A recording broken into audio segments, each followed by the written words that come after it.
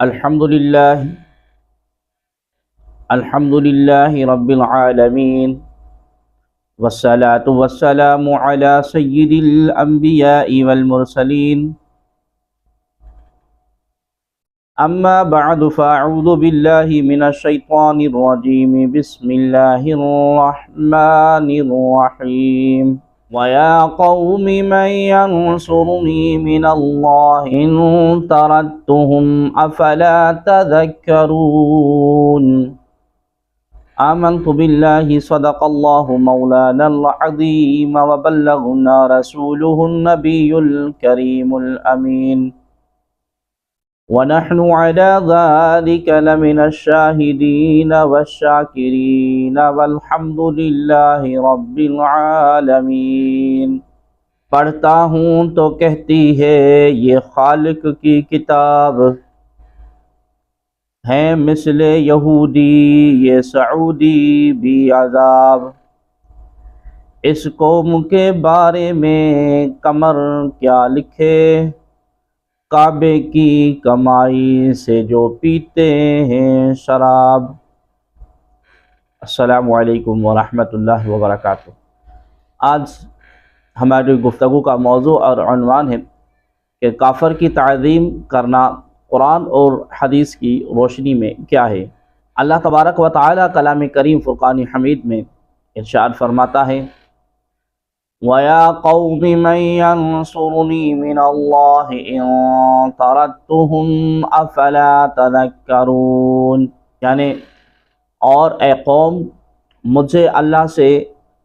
کون بچا لے گا اگر میں انہیں دور کروں گا،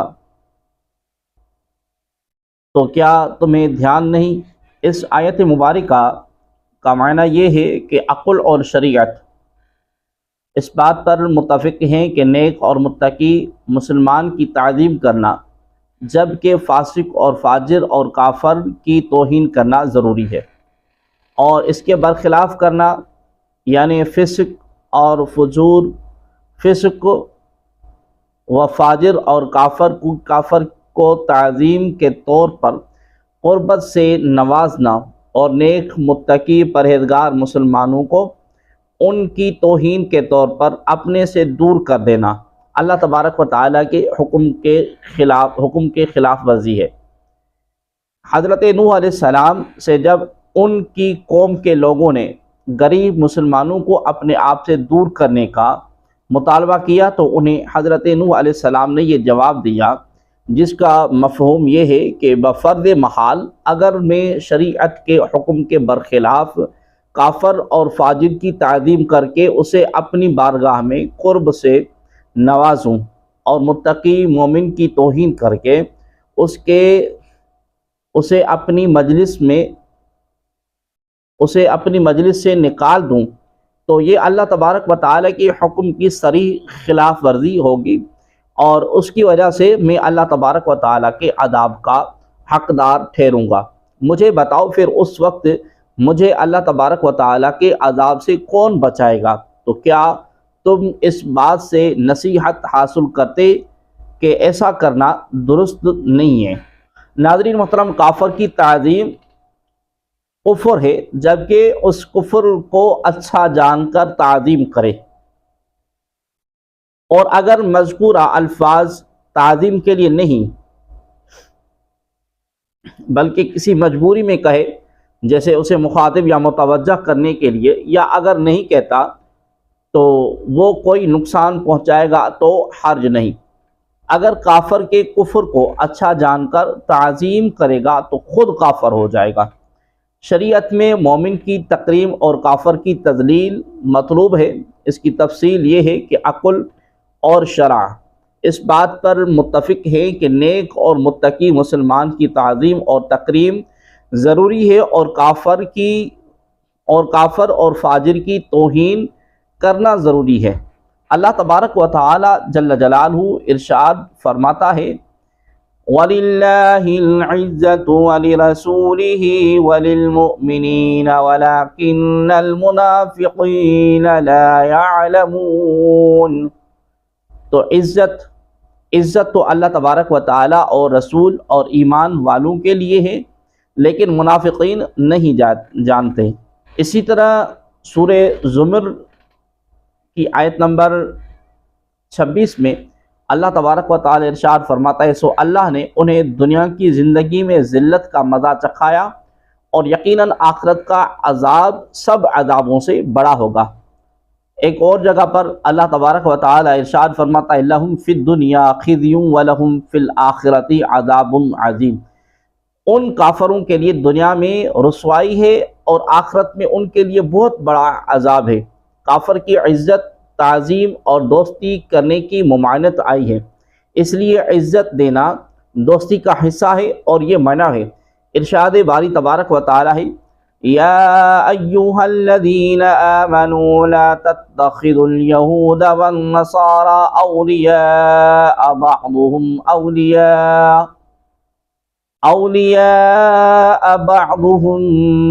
اولیاء بعض ومن يتولهم منكم فإنه منهم إن الله لا يهدي القوم الظالمين۔ اے ایمان والو، یہود و نصارہ کو دوست نہ بناؤ، وہ آپس میں ایک دوسرے کے دوست ہیں، اور تم میں جو کوئی ان سے دوستی رکھے گا تو وہ انہی میں سے ہے، بے شک اللہ بے انصافوں کو راہ نہیں دیتا۔ یہ آیت مشہور صحابی حضرت عبادہ بن صامت رضی اللہ تعالی عنہ اور مشہور منافق عبداللہ بن ابی کے بارے میں نازل ہوئی، جو منافقین کا سردار تھا۔ حضرت عبادہ رضی اللہ تعالی عنہ نے فرمایا کہ یہودی میرے بہت بڑی تعداد میں دوست ہیں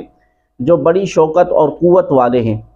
اب میں ان کی دوستی سے بیزار ہوں، اور اللہ تبارک و تعالی اور اس کے رسول صلی اللہ علیہ وآلہ وسلم کے سوا میرے دل میں اور کسی کی محبت کی کوئی گنجائش نہیں۔ اس پر عبداللہ بن ابی نے کہا، میں تو یہودیوں کی دوستی سے بیزار نہیں ہو سکتا، مجھے آئندہ پیش آنے والے واقعات کا اندیشہ ہے اور مجھے ان کے ساتھ تعلق رکھنا ضروری ہے۔ نبی کریم صلی اللہ علیہ وآلہ وسلم نے اس سے فرمایا کہ یہ یہودیوں کی دوستی کا دم بھرنا تیرا ہی کام ہے، عبادہ کا یہ کام نہیں۔ اس پر یہ آیت کریمہ نازل ہوئی۔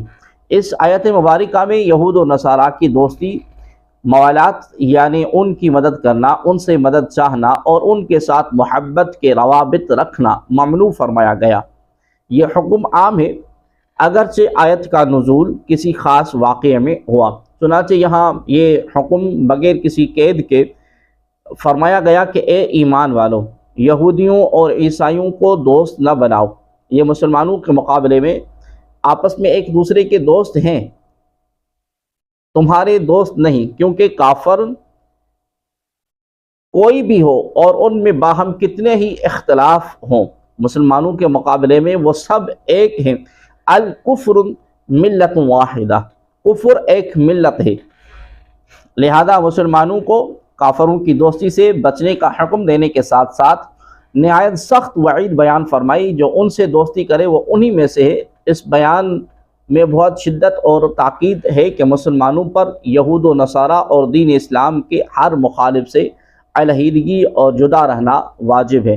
اور جو کافروں سے دوستی کرتے ہیں وہ اپنی جانوں پر ظلم کرتے ہیں۔ اس سے یہ بھی معلوم ہوا کہ اسلامی حکومت میں کفار کو کلیدی اسامیاں نہ دی جائیں۔ یہ آیت مبارکہ مسلمانوں کے ہزاروں معاملات میں رہنمائی کرتی ہے، اور اس کی حقانیت روز روشن کی طرح عیاں ہے۔ پوری دنیا کے حالات پر نظر دوڑائیں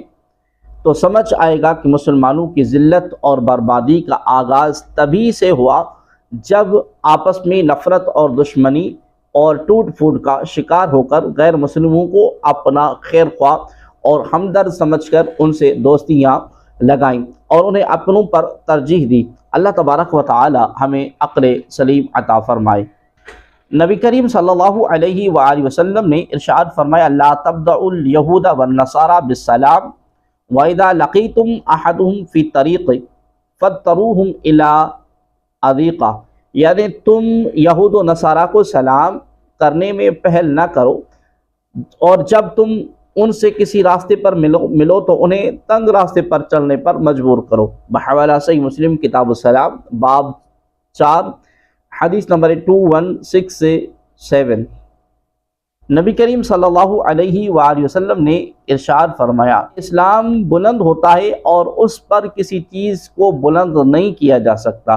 بحوالہ السنن الکبریٰ جلد نمبر 6 صفحہ نمبر 205۔ تفسیر ابن کثیر میں ہے، قیل لعمر بن خطاب رضی اللہ تعالی عنہ ان ہاہنا غلاما من اہل الحیرۃ حفظ کاتب فلو اتخذت کاتبا فقال قد اتخذت اذا بطالۃ من دون المؤمنین، یعنی حضرت فاروق اعظم رضی اللہ تعالی عنہ سے کہا گیا کہ یہاں حیرہ کا رہنے والا ایک منشی ہے جو کہ اس فن کو خوب جاننے والا ہے، اور آپ اس کو اپنے ہاں منشی رکھوائیں۔ حضرت فاروق اعظم رضی اللہ تعالی عنہ نے فرمایا، اس غیر مسلم کو منشی رکھنے سے قرآن کی مندرجہ آیات کی مخالفت لازم آئے گی، اور اس وقت گویا میں مسلمانوں کو چھوڑ کر غیر مسلموں کو اپنا رازدار بناؤں گا، بحوالہ تفسیر ابن کثیر جلد نمبر 1 صفحہ نمبر 235۔ اور مختار میں کہ ذمی کافر کو ایسا عہدہ دینا جس میں براہ راست وہ خود کام کرے، جو مسلمانوں کے نزدیک عظمت والا ہو، جائز نہیں۔ اس کا پورا بیان فتح القدیر میں ہے، حاوی میں ہے۔ وہ مسلمانوں کے ساتھ ہر معاملے میں دبا ہوا ذلیل رہے تو جب تک اس کے پاس کوئی مسلمان کھڑا ہو اسے بیٹھنے نہ دیں گے۔ یہ بحر الرائق میں ہے اور اس کی تعظیم حرام ہے، بحوالہ در مختار فصل فی الجزیہ صفحہ نمبر 345۔ اسی طرح تفسیر قرطبی میں ہے کہ اس زمانے میں حالات میں ایسا انقلاب آیا کہ یہودی و نصارہ کے محرر اور امین بنا لیا گیا، اور اس ذریعے سے وہ جاہل اغنیاء و امراء پر مسلط ہو گئے، بحوالہ تفسیر قرطبی جلد نمبر 2 صفحہ نمبر 345۔ ناظرین محترم، کافر کی تعظیم کرنا کفر ہے جبکہ کسی مجبوری کی وجہ سے نہ ہو، لہذا اگر کسی مجبوری کی وجہ سے ہو تو کفر نہیں۔ چنانچہ آج کل کے دور میں کبھی پولیس کے آ جانے پر مسلمانوں کو کھڑا ہونا پڑتا ہے، اور کبھی عدالت کے کٹہرے میں کھڑا ہونا ہوتا ہے، وغیرہ وغیرہ۔ حالانکہ اس سب میں بھی تعظیم ہے لیکن کفر نہیں۔ کافر کو اگر حاجت کی وجہ سے سلام کیا، مثلا سلام نہ کرنے میں اسے اندیشہ ہے تو حرج نہیں، اور بقصد تعظیم کافر کو ہرگز سلام نہ کرے کہ کافر کی تعظیم کفر ہے، بحوالہ در مختار کتاب الحضر والاباحہ فصل فی البیع جلد نمبر 9 صفحہ نمبر 681، بار شریعت جلد سوم صفحہ نمبر 465۔ ایک فتویٰ رضویہ شریف میں سیدی اعلیٰ حضرت عظیم البرکت مجدد الدین و ملت الشاہ سیدی امام احمد رضا خان فاضل بریلوی رحمۃ اللہ تعالی علیہ سے سوال کیا گیا کہ کیا فرماتے ہیں علماء دین کہ جو شخص ہنود کے خوش کرنے کے واسطے اپنے مذہب اسلام کی پرواہ نہ کرے اور ان کے مذہب کی تائید کرے تو یہ شخص کس چیز کا مرتکب ہوگا؟ سیدی اعلیٰ حضرت عظیم البرکت مجدد الدین و ملت الشاہ سیدی امام احمد رضا خان فاضل بریلوی رحمۃ اللہ تعالی علیہ فرماتے ہیں جو شخص ہنود کے لیے دین اسلام کی پرواہ نہ کرے، وہ مذہب ہنود کی تائید کرے، اگر یہ بات واقعی یوں ہی ہے تو اس پر حکم کفر لازم ہونے میں کوئی شبہ نہیں ہے، بحوالہ فتویٰ رضویہ جلد نمبر 14 صفحہ نمبر 364۔ اسی طرح فتویٰ علماء دیوبند ہے کہ اگر مسلمان کفار کے اپنے افعال یا اقوال سے تعظیم کریں تو اگر یہ تعظیم ان کے کفر کی بنا پر ہو تو یہ مسلمان دائرہ اسلام سے خارج ہو جائے گا، لیکن اگر یہ تعظیم کفر کی بنا پر نہ ہو بلکہ کسی اور وجہ سے ہو تو اس سے کافر تو نہیں ہوگا، البتہ اس قدر تعظیم سے احتراز کرنا چاہیے، کیونکہ کافر کی تعظیم فی الجملہ کفر کی تائید کرتی ہے۔ بحوالہ نجم الفتاوی جلد نمبر 1 صفحہ نمبر 240۔ امام ابو نعیم علیہ رحمہ حلیۃ الاولیاء میں جابر بن عبداللہ رضی اللہ تعالی عنہ سے روایت کرتے ہیں کہ نہا رسول اللہ صلی اللہ علیہ وسلم ان یصافح المشرکون او یکنوا او یرحب بہم۔ رسول اللہ صلی اللہ علیہ وآلہ وسلم نے منع فرمایا کہ مشرکوں سے مصافحہ کیا جائے، انہیں کنیت سے یاد کریں یا آتے وقت مرحبا کہیں۔ بحوالہ حلیۃ الاولیاء ترجمہ صفحہ نمبر 436 سے۔ یہ ادنا درجے کی تکریم کا ہے کہ نام لے کر نہ پکارا، فلاں کا باپ کہا، یا آتے وقت جگہ دینے کو آئیے کہا۔ اللہ اکبر حدیث اس سے بھی منع فرماتی ہے، اور ائمہ دین ذمی کافر کی نسبت وہ احکام تحقیر تذلیل فرما چکے جن کا نمونہ ابھی گزرا کہ اسے محرر بنانا حرام، کوئی کام ایسا سپرد کرنا جس سے مسلمانوں میں اس کی بڑائی ہو حرام، اس کی تعظیم حرام، ماری وغیرہ ناچاری کے باعث سواری پر ہو تو جہاں مسلمانوں کا مجمع آئے فوراً اتر پڑے۔ لہذا معلوم ہوا کہ کافر کی تعظیم کرنا کفر ہے، لیکن تعظیم کافر اگر حاجت واقعہ کی وجہ سے ہو تو کفر نہیں، اس لیے بندہ یہاں مجبور ہے۔ اس صورت میں اس کے لیے تعظیم میں عذر ہے، مثلا مسلمان کہیں گیا، وہاں پر پولیس آ گئی تو وہاں سلام کرنا یا کھڑا ہونا پڑتا ہے، نہیں کرے گا تو مار بھی کھا سکتا ہے، لہذا یہ کفر نہیں، کیونکہ یہ ان کے لیے عذر ہے، جیسا کہ مذکورہ ہم نے حوالہ جات عرض کیے۔ واللہ تعالی اعلم۔